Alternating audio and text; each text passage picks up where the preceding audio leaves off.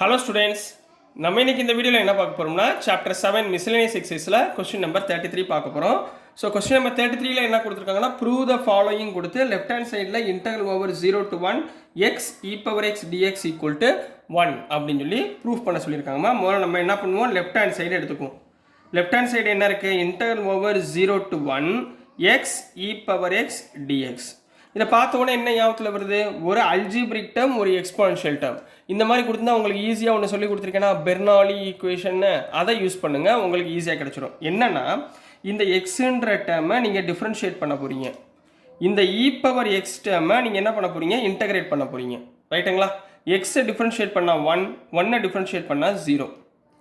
E power எக்ஸை integrate பண்ணால் e power X, திரும்ப இ பவர் எக்ஸை இன்டகிரேட் பண்ணால் e power x. So first டேர்மும் செகண்ட் டேர்ம் எடுக்க போகிறீங்க, second term and third term சைனை சேஞ்ச் பண்ண போகிறீங்க, ப்ளஸ் மைனஸ். ஸோ இதில் உள்ள டேர்ம் அப்படியே எழுதுனீங்கன்னா இதுதான் இன்டகிரேஷன். இதுக்கு பேர் வந்து பெர்னாலிஸ் ஈக்குவேஷன் சொல்லுவாங்க. ஸோ இதே மாதிரியே ஃபாலோ பண்ணுங்கள், ஈஸியாக இன்டகிரேட் பண்ணிடலாம். இல்லைன்னா யூவி போட்டு நிறையா போகணும். ஸோ இது வந்து உங்களுக்கு ஷார்ட்கட் மெத்தட் மாதிரி. So x into e power x, ரைட்டுங்களா, மைனஸ் இருக்குது. So minus 1 into e power x e power x. அவ்வளோதாம்மா இன்டகிரேஷன். லிமிட் பாயிண்ட் 0 to 1 போட்டுக்கோங்க. இப்போ எக்ஸுக்கு பதிலாக மோல அப்பர் லிமிட் 1 போடுங்க.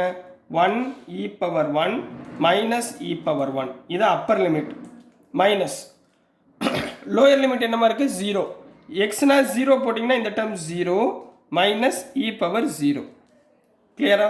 ஸோ இங்கே என்ன வந்துடும், e power 1 minus e power 1, இது ரெண்டுமே என்ன ஆயிரும், கேன்சல் ஆயிருமா. Minus of minus plus e power 0 கிடைக்கும். இ பவர் 0ஓட value 1. So right hand side வந்துருச்சாமா. So therefore LHS equal to RHS அப்படின்னு கம்ப்ளீட் பண்ண போகிறீங்க. So this is the answer for question number 33. Next நம்ம கொஸ்டின் நம்பர் 34 போயிடலாம். So நெக்ஸ்ட்டுமா question number 34 பார்க்க போகிறோம். கொஸ்டின் நம்பர் 34ல் என்ன கொடுத்துருக்காங்கன்னா ப்ரூவ் த ஃபாலோயிங், அதாவது லெஃப்ட் ஹேண்ட் சைடு எடுத்துக்கிட்டு ரைட் ஹேண்ட் சைடை அவங்க என்ன பண்ண சொல்லியிருக்காங்க, ப்ரூஃப் பண்ண சொல்லியிருக்காங்க கண்ணா. So x power 17 cos power 4x dx அப்படின்னு கொடுத்துருக்காங்க. முதல்ல இந்த கொடுத்துருக்க டேர்மை நீங்கள் ட்ரிக்னாமெட்ரிக் வேல்யூ வந்தாலே, அதாவது அல்ஜிப்ரிக் ட்ரிக்னாமெட்ரிக் வந்தாலே இது ஆடு ஃபங்க்ஷனா ஈவன் ஃபங்க்ஷனான்னு செக் பண்ணிக்கோங்க. சரிங்களா? ஆடு ஃபங்க்ஷன் ஈவன் ஃபங்க்ஷன்னா எப்படி பண்ணுவீங்க, இப்போ f of x equal to minus f of x அப்படின்னு வந்துச்சுன்னா, மைனஸ் எஃப் ஆஃப் மைனஸ் எக்ஸ்ன்னு வந்துச்சுன்னா இதுக்கு பேர் ஆடு ஃபங்க்ஷன். புரியுதுங்களா? இதே இடத்துல f of x equal to capital f of minus எக்ஸ்ன்னு வந்துச்சுன்னா இது என்ன அர்த்தம், ஈவன் ஃபங்க்ஷன். இப்போ இங்கே கொடுத்துருக்கிறதுல லெட் எஃப் ஆஃப் எக்ஸை எழுதிக்கோங்க. F of x equal to என்ன, x power 17 cos power 4x. அடுத்து என்ன கண்டுபிடிக்கணும், f of minus x. So minus x power 17, அதாவது எக்ஸுக்கு பதிலாக மைனஸ் எக்ஸ் போட்டுருங்கம்மா. சரிங்களா? 17 காஸ் பவர் 4 மைனஸ் எக்ஸ். சரிங்களா? Cos of minus x cos x. So minus power 17னா மைனஸ் எக்ஸ் பவர் 17, ஏன்னா add function. Cos power 4x. இங்கே என்னம்மா கிடச்சிருச்சு, எக்ஸ் பவர் 17 காஸ் பவர் 4xனா எஃப் ஆஃப் எக்ஸா, அப்போ மைனஸ் எஃப் ஆஃப் எக்ஸ். பாருங்கள் எந்த டைம் கிடச்சிருச்சு, f of x equal to minus f of minus x. இந்த டைம் கிடச்சா therefore the given function is, என்ன எழுதுவீங்க, the given function is odd. Odd ஃபங்க்ஷனாக இருந்தால் இதோட இன்டகிரேஷனோட வேல்யூ என்னவாக இருக்கும், 0வாக இருக்கும்.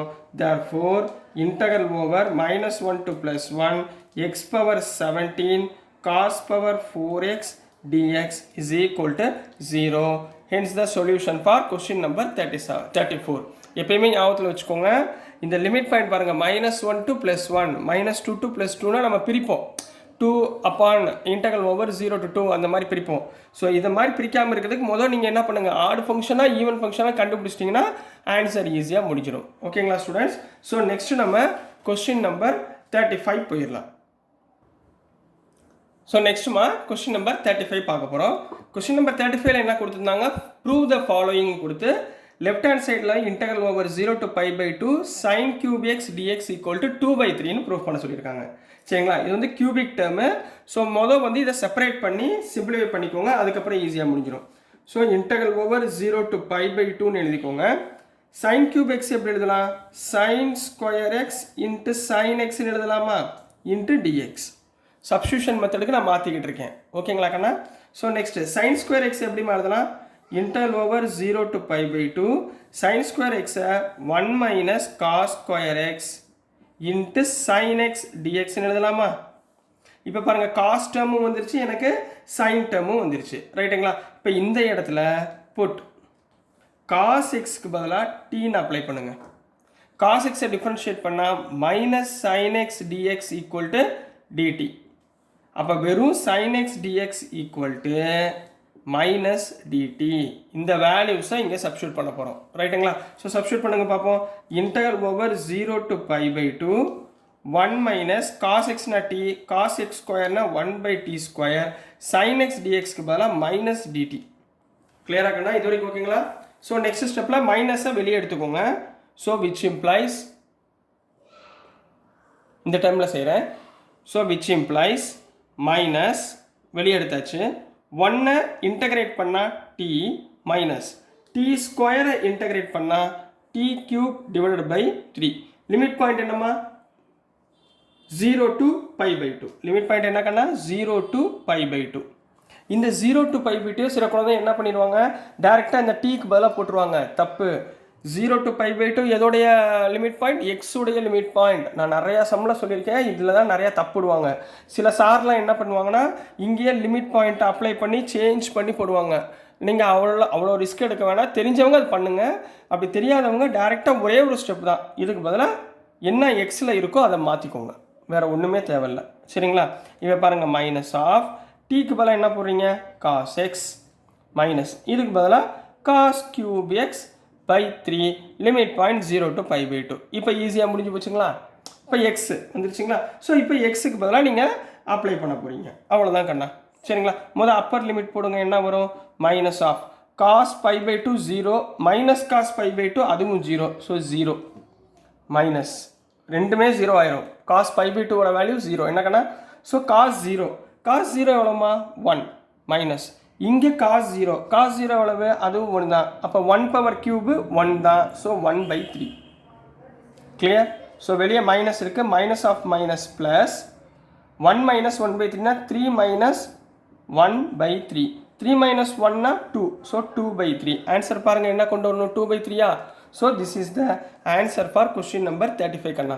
ஸோ டியர் ஸ்டூடெண்ட்ஸ், நான் அனுப்புகிற வீடியோஸ் உங்களுக்கு புரிஞ்சிருக்கும்னு நினைக்கிறேன். பிடிச்சிருந்துச்சுன்னா மறந்துடாமல் லைக் பண்ணுங்கள், ஷேர் பண்ணுங்கள், மறக்காமல் சப்ஸ்கிரைப் பண்ணி சப்போர்ட் பண்ணுங்கள் ஸ்டூடெண்ட்ஸ். தேங்க்யூ.